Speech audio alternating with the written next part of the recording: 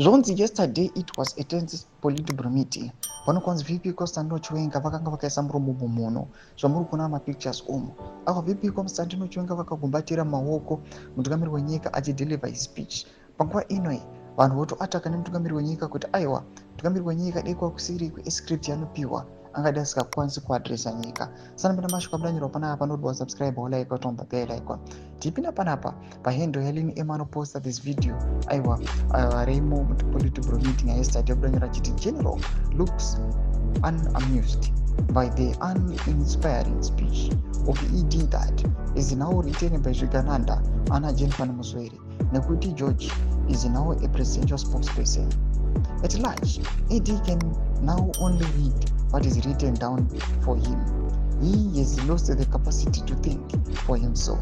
He can't pause and add his own thoughts. Meanwhile, General seems to have loads of these caps with the tone of the unknown soldier, and his regalia remains plain ZANU-PF colors with no for ED madness and ituone ndomashuka rukonkonzi aiwa VP Constantino Chiwenga panguva ine aiwa havasi kufara nazvo noona pamwe nekepi yavo yamuri kuona kuti haizi yeZANU-PF haina aiwa mapropaganda ekuti 2030 kana maflegi enyika but pane mifananidzo yemamwe masoldiers avo vakatsakatika kana mifananidzo yake. Mashoko ari kuda panguva ine rinyatso kunokonzi VP Constantino Chiwenga aiwa vari kufunga mifungo yakasiyana siyana. But this picture mukaona this video inatsoratidza kuti VP Constantino Chiwenga is in deep thoughts.